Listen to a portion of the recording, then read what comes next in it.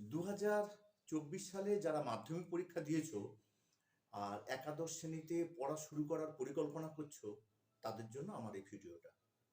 তোমরা জেনে গেছো যে একাদশ শ্রেণী থেকে সেমিস্টার পরীক্ষা শুরু হবে এবং সেটা দুটো ভাগে। কিন্তু এখনো পর্যন্ত বেশ কিছু প্রশ্ন জড়িয়ে আছে। সেই সমস্ত প্রশ্নের নিয়ে বা সেই সমস্ত প্রশ্নের সমাধান নিয়ে বা সেই সমস্ত প্রশ্নের তোমাদের মধ্যে কি সন্দিহান আছে সেগুলোকে নিয়ে আমার আজকে এই ভিডিওটা।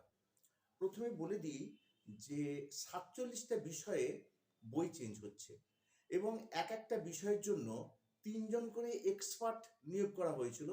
তারা 9-10-এর সিলেবাস, সিবিএসসি আইসিএসসি বোর্ডের সিলেবাসকে ফলো করে অলরেডি তারা কিন্তু তার সমস্ত তথ্য সেগুলো কিন্তু তারা বা চেঞ্জ করা বা কী ধরনের সিলেবাস হবে সেগুলো কিন্তু তারা কাউন্সিলকে জানিয়ে দিয়েছে। এবং কাউন্সিলের তরফ থেকে 8 তারিখে অর্থাৎ ফেব্রুয়ারি মাসের 8 তারিখে তারা সমস্ত পাবলিশারদের ডেকেছিল যে বই চেঞ্জ করার ব্যাপারে, যে আমরা বই চেঞ্জ করছি। অ্যান্ড পাবলিশাররা অনুরোধ জানিয়েছি যে স্যার এই বছরটা আমাদের বাদ দিন। তার কারণ হচ্ছে প্রচুর পরিমাণে তাদের বই জমে আছে এবং সেই বইগুলো যদি তাদের বিক্রি না হয় কোটি কোটি টাকা ক্ষতি হয়ে যাবে। অন্তত সেগুলোকে তারা হয়তো কিলো দরে বিক্রি করতে হবে। এবছরটা সিলেবাসটা রাখুন, সামনের বছর থেকে চেঞ্জ করুন।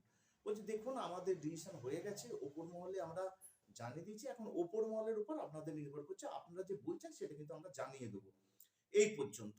এখন যদি বই চেঞ্জ হয় খুব পাতলা ধরনের হবে এবং সেটা হয়তো দেখা গেছে যে সেই সমস্ত সিলেবাসগুলোকে ফলো করে খুব পাতলা বই হবে যেটা করা সহজসাধ্য হবে। এখন ঘটনা হচ্ছে যে এখনো পর্যন্ত কোনো তো বই তৈরি হয়নি।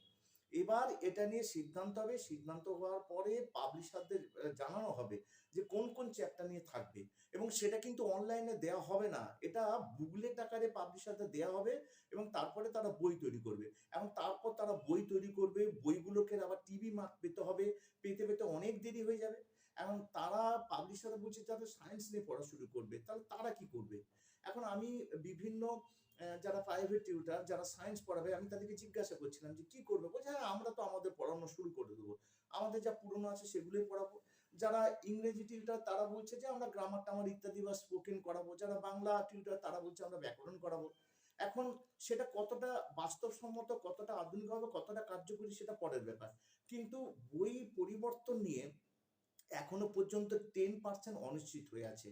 এখন তোমরা যারা পড়া শুরু করবে, বিশেষ করে যারা সায়েন্স নিয়ে, তাদের ক্ষেত্রেও কিন্তু বেশ একটা অসুবিধা আছে। তার কারণ হচ্ছে যে বই হাতে পেতে কবে তোমরা বই হাতে পাবে? কতদিন পরে বই তোমরা হাতে পাবে? কবে থেকে তোমরা নতুন ব্যাপারটা বুঝতে পারবে?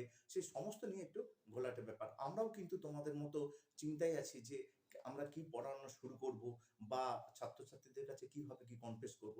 দেখা যাক কতদূর কি হয়।